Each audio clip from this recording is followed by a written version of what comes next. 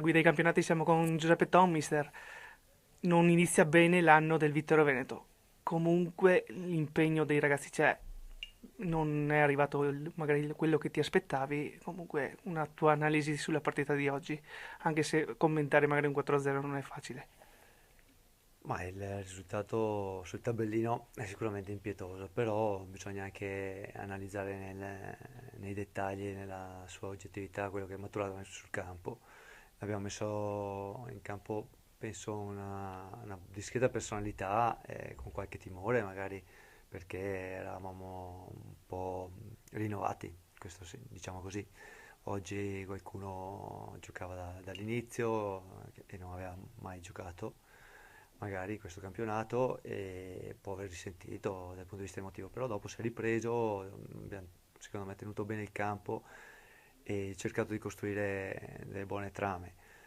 E abbiamo fatto qualche errore che ci è costato, direi, parecchio. Siamo stati puniti giustamente, e è giusto che anche i ragazzi però facciano esperienza di questo. D'altronde l'esperienza è una disciplina che sfugge a chi la pratica al momento e faremo tesoro sicuramente di quello che è accaduto. Ripeto, ci sono anche delle cose da valorizzare, ci sono stati alcuni momenti in cui abbiamo tenuto testa alla Codicese che si è parecchio rinforzata e ha dimostrato di essere una signora squadra, però poi su qualche dettaglio siamo caduti. Non c'è nessun alibi e dobbiamo continuare a lavorare con l'impegno che abbiamo sempre messo, crescere, perché solo attraverso la crescita dei ragazzi conquisteremo quello che ci dobbiamo conquistare. Al momento dobbiamo ritornare sopra quella linea che demarca una certa tranquillità da una situazione di pericolo e lavoreremo per questo. Il mister della Godigese Fabian, che sentiamo dopo, ha fatto comunque i complimenti al Vittorio Veneto, delineando il fatto che gioca sempre a calcio. Ma io lo ringrazio, me l'ha detto anche in campo, è stato veramente un signore. Da questo punto di vista ha detto un po' quello che si è visto, siete un po' giovani, peccate magari di qualcosa di esperienza, però ha apprezzato le nostre idee di gioco. Le apprezzo io, insisteremo su questo, non dobbiamo farci prendere da- dallo sconforto o dalla delusione di un risultato. Il calcio è stupendo perché ogni settimana si rimescolano le carte e ci si prepara per una nuova sfida. La strada è giusta, quindi i risultati arriveranno ancora come sono già arrivati. Secondo me sì, dobbiamo solo ricompattare un po' il morale e metterci a posto con qualche assenza che magari può pesare e continuare a lavorare in questa direzione. Io sono sicuro che questi ragazzi si toglieranno delle soddisfazioni. Bisogna farlo presto perché non c'è più un girone d'andata e uno di ritorno, abbiamo poco meno di girone di ritorno.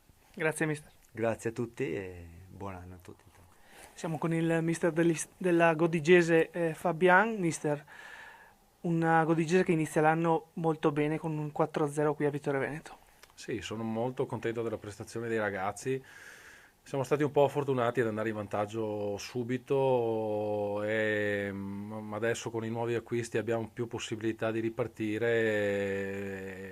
Loro con la difesa un po' giovane nel secondo tempo sono andati in difficoltà.